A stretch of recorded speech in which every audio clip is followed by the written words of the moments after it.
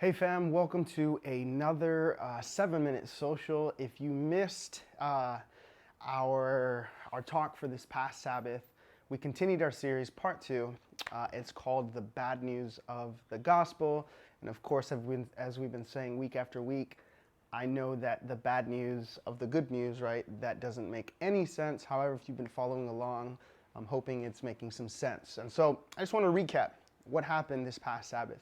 We looked at the story of this moment when Jesus is teaching in the temple and crowds of people come to hear him. And as he's sitting down to teach, a group of religious scholars and some Pharisees, they bring in a woman who was caught in the very act of committing adultery. So here's this woman who is either married and sleeping with another man, or maybe not married, but she's sleeping with a man who is married. We don't know exactly. But here's what happens. These religious leaders and the scholars come in to bring their accusations against her, to basically uplift the law, right? They're saying, hey, the law of God says thou shalt not commit adultery. And the law of Moses says that whenever a man and a woman are caught committing adultery, that's actually fair game for stoning them and making sure that you have now the right to kill them.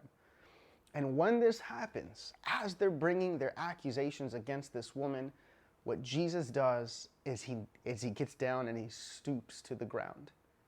It's almost like Jesus doesn't hear their accusations, nor does he hear their question. And what we suggested was perhaps, maybe, just maybe, what Jesus is showing us is that he doesn't hear the accusations. He doesn't hear the question. What Jesus hears above all else is he hears this woman's pain.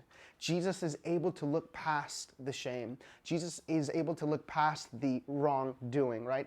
Jesus is able to look past the accusations, and what he hears above all else is a woman's heart who is bleeding, right? Is a woman's soul and life that is maybe caught up in the wrong areas of life. And so he looks past the surface levels of her wrong action and he sees the pain in her life, seeing that she is trying to fulfill a void.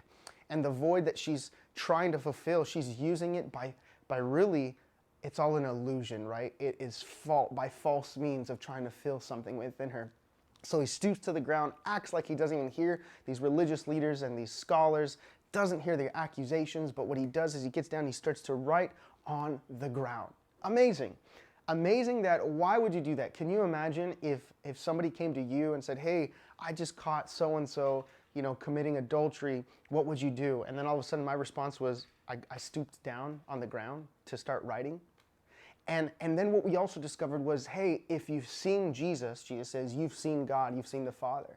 And so really, whatever Jesus does is really what the Father is doing as well. So Jesus stoops down on the ground and assumes the position of humility.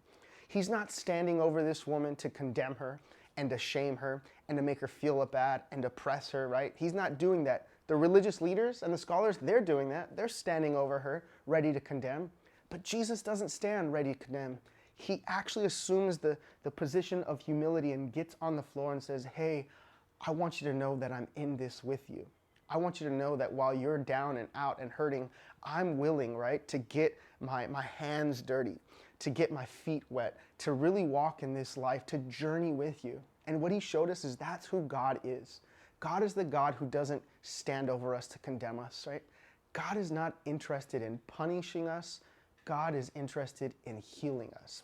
God is not interested in condemning us. God is interested in forgiving us. God's not interested in shaming us. God is interested in covering us. And so what Jesus shows, what he models, is that in the kingdom of God, even when somebody's caught in the very act of adultery, we don't beat them down. We don't shame them. We don't hate on them. We don't use them and make them a public display and put all of their stuff on blast.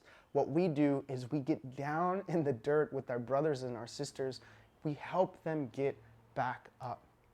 And last but not least, Jesus begins to write. We don't know exactly what he's writing, but he's writing on the dirt.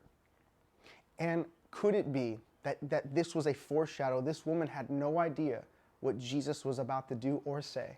In her mind, she knew the society and the culture that she lived in.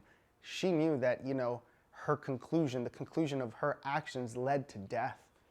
And so she has no idea what Jesus is going to say or do, but Jesus knows what he says isn't and what he's going to do. And as he's writing, I believe it's a foreshadow to say, baby girl, I'm about to help you rewrite your story.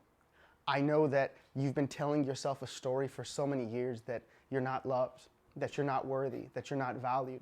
I know you've been telling yourself that, all men are this way, so whatever, I might as well just keep running this game.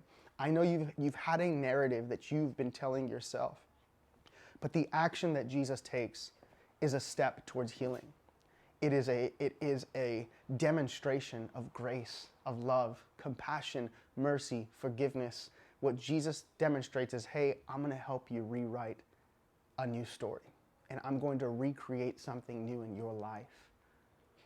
And that's what we found out, right? We discovered that the bad news of the gospel is, really, that's not bad news.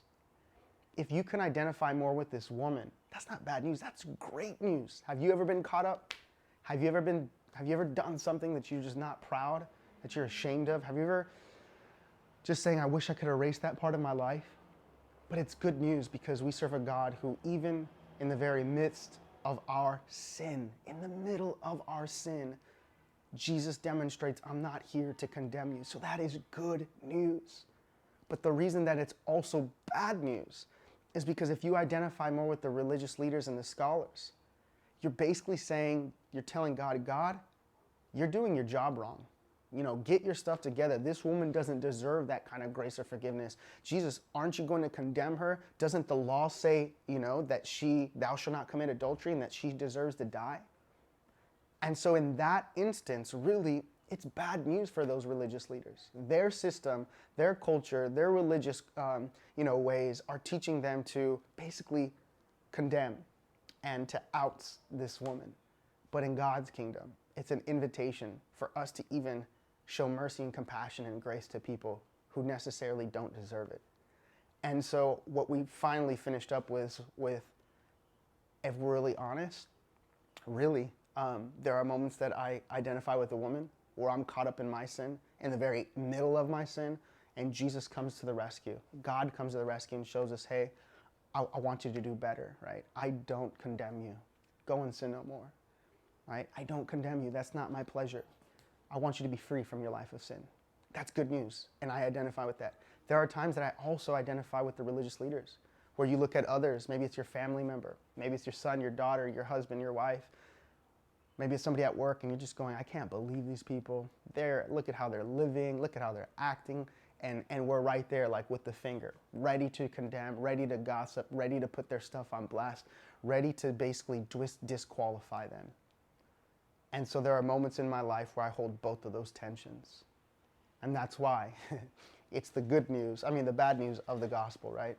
Where there are moments that it's good news and there are moments that it feels like bad news because God is basically inviting us to do something that's not natural. God is inviting us to love the unlovable. God is stretching us saying, hey, I want you to love those people that are most difficult to love. And I want you to show compassion and grace and mercy to those who you think don't deserve it, because guess what? That's what I do for you day in and day out. So hope that helps. That was the overview. If you want, you can go back and watch it. If not, you pretty much got it right now. Have a wonderful, wonderful week. I will see you again this come Sabbath for part 3